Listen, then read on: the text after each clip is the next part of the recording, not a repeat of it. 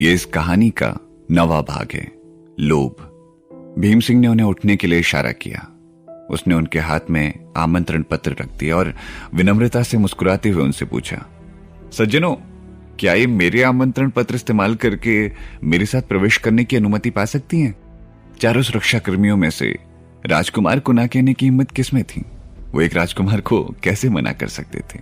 उन्होंने एकजुट होकर जवाब दिया, हाँ श्रीमान, ये निश्चित रूप से कर सकते हैं। कृपया इस ओर प्रस्थान करें। शिरीन अपने चेहरे को हाथ लगाकर उसकी जांच करने लगी। वो सोच रही थी कि क्या 8वें राजकुमार ने उसे पहचान लिया था और वो इसी तरह उसकी मदद करना चाहता था? यह असंभव होना चाहिए। वो अपनी वेशभूषा और जादू में माहिर और आश्वस्त भी थी कि जब भी वो अंडर कवर जाती थी तो उसके अपने माता पिता भी उसे पहचान नहीं पाते थे। इसके अलावा 8वें राजकुमार सिर्फ एक बार उससे मिले थे, इसीलिए उनके द्वारा उसे पहचान पाना असंभव था। जब वो ये सब सोच रही थी तब किसी ने उनकी कलाई पकड़ ली और उसे एक खिंचन महसूस हुई और आवाज आई, भाई एक साथ अंदर चलते हैं। जैसा कि वो अपने पिछले जीवन में एक गोल्ड क्लास किलर हुआ करती थी, उसकी रक्षक तकनीक इतनी मजबूत थी कि वो बाकी लोगों की भलाई के लिए उनसे हमेशा कम से कम 3 गज की दूरी बनाए रखती थी। जब उसकी कलाई अचानक से पकड़ी गई तो उसने अनजाने में अपना हाथ मोड़ लिया और आसानी से भीम सिंह की पकड़ से छूट गई। जैसे ही उसने ऐसा किया, उसे एहसास हुआ कि वो कुछ ज्यादा ही कर बैठी थी। आखिरकार वो सिर्फ उसकी कलाई पकड़ना चाहता था और कहीं पर हमला नहीं करना चाहता था। वो धीरे से खांसी, अपनी जेब में हाथ डाला और जवाब दिया, फिर मैं पहले प्रवेश करूंगा, इससे पहले कि आप अंदर घुसें। भीम सिंह अपने खाली हाथ पर नजर गड़ाए हुए थे और उनकी आंखों में निराशा झलक रही थी। फिर वो इत्मीनान से अंदर की ओर चलने लगी। चारों सुरक्षाकर्मी ये दृश्य देखकर चौंक गए। माननीय 8वें राजकुमार, जो हमेशा खुद को गंदगी से दूर रखते थे, अप्रत्याशित रूप से छोटे काले बच्चे का हाथ पकड़ना चाहते थे और इस छोटे काले बच्चे को वास्तव में 8वें राजकुमार के हाथ से छुटकारा मिल गया। फिर भी 8वें राजकुमार बिल्कुल नाराज नहीं थे। वास्तव में क्या हुआ? मंगल ग्रह पृथ्वी से बस टकरा गया था। 8वें राजकुमार के कारण शिरीन को न केवल आसानी से अंदर जाना प्राप्त हुआ, बल्कि उसे एक फूल भी प्राप्त हुआ जो मेहमानों के स्वागत के लिए थे। उन दोनों का नेतृत्व 2 सुंदर लड़के कर रहे थे। वो उन दोनों को एक सुंदर और आलीशान कमरे में ले गए। कमरे में उच्च कोटि की मेज और कुर्सियां थी और उन्हें काफी अच्छे से व्यवस्थित किया गया था। मेज के पीछे बैठकर कोई भी खिड़की पर लटके पर्दों के मोतियों से पूरी नीलामी चरण को देख सकता था। मेज पर लोकप्रिय फल और मिठाइयां रखी हुई थी और कमरा एक हल्की फल वाली महक से भरा हुआ था, जैसे कि कोई ताजी हवा के साथ फलों के बागीचे में खड़ा हो। शिरीन ने कमरे को जांचना शुरू किया और कमरे को देखकर वो समझ गई थी कि ये एक शाही कमरा है। वो फिर खिड़की की ओर देखने लगी। वो जानती थी कि वो दूसरी मंजिल पर है और कुछ कुर्सियों से घिरी पहली मंजिल पर यह नीलामी हो रही थी। दर्जनों लोग उन कुर्सियों पर बैठे हुए थे। हालांकि सबके चेहरे की विभिन्न विशेषताएं थी। हर कोई अच्छे ढंग से और समृद्ध रूप से तैयार होकर यहां आए थे। दूसरी मंजिल पर 16 कमरे थे, बीच में एक नीलामी मंच के साथ। शिरीन के दृष्टिकोण से वो प्रत्येक कमरे की गोल आकार की खिड़की देख सकती थी। प्रत्येक खिड़की में मोती के पर्दे लटके हुए थे और मोती इतने चमकदार थे कि कोई भी मेहमानों को स्पष्ट रूप से नहीं देख सकता था। बहरहाल अन्य कमरों में अन्य मेहमानों की भी मेजबानी की जा रही थी, क्योंकि मोती के पर्दों पर लोगों की चलती छाया से झिलमिलाती रोशनी दिखाई दे रही थी। तीसरी मंजिल पर केवल 4 कमरे थे, क्योंकि प्रत्येक कमरा दूसरी मंजिल के कमरे से कम 2 गुना बड़ा था। कमरे में पर्दे के लिए इस्तेमाल मोती के साथ फ्रांसीसी खिड़कियां थीं, जो कबूतर के अंडे जितनी बड़ी थीं। एक बार हिलाए जाने के बाद वो सरयू नदी की तरह दिखाई देते थे। चारों कमरों में अंधेरा था, इसीलिए कोई भी अंदर नहीं होना चाहिए था। 8वें राजकुमार की सम्मानजनक स्थिति ने उन्हें केवल दूसरी मंजिल पर रहने की अनुमति दिलवाई थी। इसीलिए शिरीन सोच में पड़ गई थी कि तीसरी मंजिल पर जो 4 कमरे थे वो किसके लिए तैयार किए गए थे। जब शिरीन अपने भीतर बहस कर रही थी तब उसे भीम सिंह की आवाज पीछे से सुनाई दी।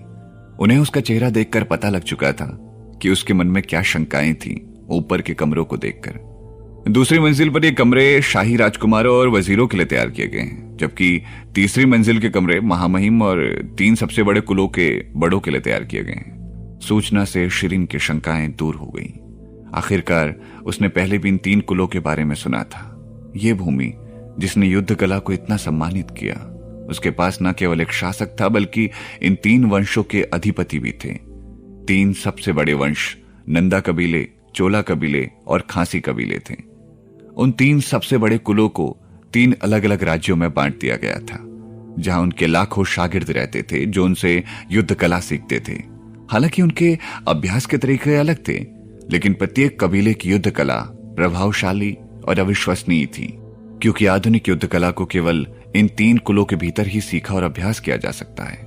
शाही परिवार के सदस्यों और सामान्य नागरिकों दोनों सहित हर कोई इन 3 कुलों में से किसी एक का शिष्य होने पर गर्व महसूस करता था। वार्षिक रूप से शिष्यों की भर्ती कराने वाले 3 सबसे बड़े कबीले होने के बावजूद वे अपने शिष्यों को चुनने में बड़े ही सख्त थे और केवल शीर्ष श्रेणी के आध्यात्मिक जड़ों वाले गुणों को ही स्वीकार करते थे। इसके अलावा उन्हें कई परीक्षणों से गुजरने की जरूरत थी। इसीलिए कई परीक्षाओं और कठिन अभ्यासों के बाद ही प्रत्येक वर्ष तीनों कुल में केवल 1 दर्जन शागिर्द ही भर्ती हो पाते थे। यहां तक कि किसी भी 3 कबीलों द्वारा भेजे गए शिष्य को पूरी तरह से राजाओं जैसी सेवाएं दी जाती थी। वो जहां भी जाते सम्राट के समान ही व्यवहार प्राप्त करते। तीनों अधिपति अपने अपने युद्ध कला में इतने माहिर थे मानो वो अमर हो गए हों। इसीलिए वो आसानी से किसी भी गतिविधियों में भाग लेने के लिए उत्सुक नहीं होते थे। अधिकांश समय वो अपने मुख्य शिष्यों को भेजते थे। इन शिष्यों में आमतौर पर कम से कम एक व्यक्ति का दर्जा ऊंचा होता था और उसके पास अधिपति का पत्र होता था, जो अधिपति का प्रतिनिधित्व करता था। इस प्रकार प्रत्येक देश निश्चित रूप से उनका स्वागत करता था। हर देश में विशेष डाकघर, खाने की जगह और यहां तक कि उनके लिए नीलामी कक्ष के भीतर भी एक विशेष कमरा था। शिरीन ने तीसरी मंजिल को देखने के लिए अपना सर उठाया और एक आह भरी, क्योंकि उसकी वर्तमान पहचान उसे पहली मंजिल पर बैठने की अनुमति दे सकती थी। हालांकि पहली मंजिल और तीसरी मंजिल में सिर्फ 2 मंजिलों का फासला था, लेकिन प्राप्त व्यवहार काफी अलग था। ऐसा लगता था इन कुलों के अधिपति इसके युग के पोप फ्रांसिस के समान थे।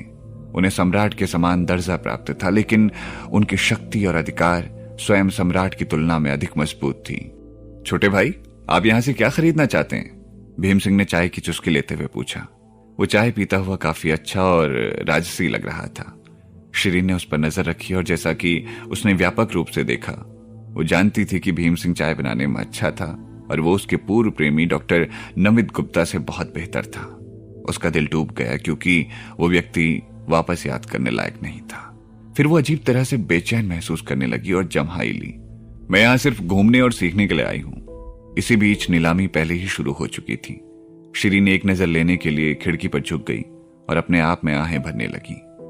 सभी नीलाम किए गए उत्पाद ठीक थे और शुरुआती कीमत कम से कम उच्च तक जा रही थी। बहरहाल उसे निराशा से पता चला कि उसे जो पैसे मिलते थे वो नीलामी में उसे सबसे सस्ता उत्पाद भी नहीं खरीदवा सकते थे। सौभाग्य से वो सिर्फ कुछ ज्ञान हासिल करने यहां आई थी। आखिरकार उसके पास पिछले मासिक की स्मृति थी और वो अक्सर बाहर नहीं जाती थी और घर के अंदर रहने की बड़ी ही इच्छुक थी। इस प्रकार उसका ज्ञान बहुत सीमित और अपर्याप्त था। इस युग में पुस्तकें अभी तक लोकप्रिय नहीं थी। इसके अलावा जिन किताबों को वो कठिनाई से ढूंढती थी वो पारंपरिक खड़ी भाषा में लिखी गई थी, विराम चिन्ह के बिना। इस प्रकार वो सिर्फ कुछ पन्नों को पढ़कर एक अजीब चक्कर महसूस करने लगती थी। चीजों को पढ़ने से ज्यादा अनुभव करना ही बेहतर था। इसीलिए उसने सोचा कि उसके लिए खुद देखना और अनुभव करना बेहतर होगा। छोटे भाई, आप वास्तव में सीखने के लिए तैयार हैं? आइए, अपने गले को भिगोने के लिए एक कप चाय पीजिए। भीम सिंह ने अपनी उंगलियां फंसा ली और चाय का एक कप शिरीन के हाथ की ओर बढ़ा दिया। शिरीन ने अपना हाथ बढ़ाया और चाय का कप उसके हथेली से ले लिया। शुक्रिया चाय के लिए और मिठाई के लिए भी। भीम सिंह की आंखें थोड़ी चमक उठी, क्योंकि उन्होंने गुप्त रूप से अपनी आत्मशक्ति का 30% इस्तेमाल किया और कोई भी समान स्तर की आत्मा बिना शक्ति के उस कप को प्राप्त नहीं कर सकती थी। उनके आश्चर्य के लिए छोटे काले बच्चे ने आसानी से कप प्राप्त कर लिया था। उसे हैरानी इस चीज की थी कि वो ये नहीं देख पा रहा था कि वो किस आध्यात्मिक शक्ति का उपयोग कर रहा था। वो ना तो नासमझ था और ना ही ऐसा व्यक्ति जो अन्याय के खिलाफ बचाव करता हो।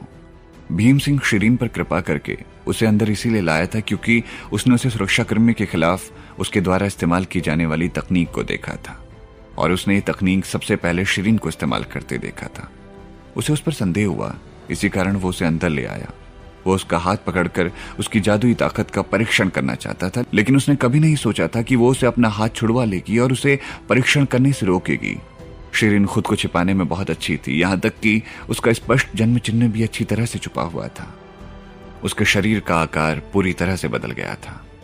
जैसा कि वो भेष बदलने के बाद शिरीन रही ही नहीं। भीम सिंह सावधानी से अवलोकन के बाद भी उसे पहचानने में सक्षम नहीं था। क्या वो शिरीन थी? उसने खुद से पूछा। भीम सिंह ने एक और कप चाय पी और चाय को अपनी उंगलियों से फिर से उसकी ओर हाथ बढ़ाते हुए बोला, चाय का स्वाद लेने के लिए चाय धीरे धीरे पीनी चाहिए, क्योंकि केवल एक घूंट के साथ आप इसका स्वाद नहीं ले पाएंगे। हल्के हरे रंग की चाय का कप हवा में धीरे धीरे चल रहा था, लेकिन अंदर की चाय कहीं नहीं गिरी।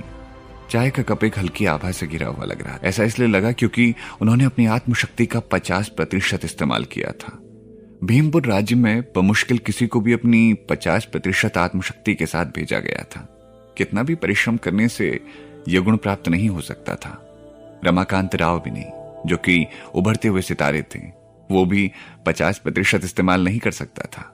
शिरीन ने हल्की सी आह भरी। यद्यपि वह अभी भी विभिन्न प्रकार की आंतरिक शक्ति द्वारा प्रकाश की लहर के बारे में बहुत अधिक जानकारी नहीं रखती थी, लेकिन वो जानती थी कि कब को उस गति और स्थिति में पकड़ना आसान नहीं होगा। वो सबसे अधिक संभवतः उसे पकड़ ही नहीं पाएगी, भले ही वो कुछ भी कर ले। अचानक उसे एक चीज सूझी। उसके पैर तेजी से और हल्के से दूसरी तरफ से चाय के कप की ओर बढ़े। फिर उसका छोटा मुंह कप के किनारे के पास पहुंचा और वो बोल पड़ी, चाय वाकई बहुत अच्छी है। वो जल्द से और दूसरी बार बोली, वाह कितनी मीठी सुगंध है। उसने फिर एक पलटी मारी और चाय के आखिरी घूंट को पी लिया। इस बीच वो कप को अपनी ओर आने दे रही थी, इसीलिए शिरीन ने अपनी उंगलियों के साथ कप को वापस फेंक दिया। धन्यवाद श्रीमान। भीम सिंह की दोनों आंखें जगमगा उठी। कप पकड़ा और एक अंगूठे के साथ उन्होंने तारीफ की। छोटे भाई, आपकी चाल से वास्तव में मैं अप्रत्याशित हूं और मैं प्रभावित हूं, शिरीन ने उत्तर दिया। आपकी प्रशंसा के लिए धन्यवाद श्रीमान। उसकी चाल वास्तव में एक प्राचीन युद्ध नीति से उत्पन्न हुई थी और बिना किसी आंतरिक शक्तियों के भी उसका उपयोग किया जा सकता था, इसीलिए भागने का अच्छा तरीका था। छोटे भाई, आपकी तकनीक वाकई हैरान करने वाली है। क्या मुझे बता सकते हैं आप किस कबीले से हैं? भीम सिंह अपनी खूबसूरत आंखों की जोड़ी के साथ उन्हें घूर रहा था। वो युद्ध नीति को बहुत अच्छी तरह से जानती थी और इस प्रकार प्रत्येक कबीले की युद्ध नीति में कुशल थी। आमतौर पर वो अपना युद्धाभ्यास करने के तुरंत बाद प्रतिद्वंदी के कबीले को पहचान सकता था, लेकिन उसने ऐसे युद्धाभ्यास के संस्करण को नहीं देखा था जो कि शिरीन ने अभी पेश किया था।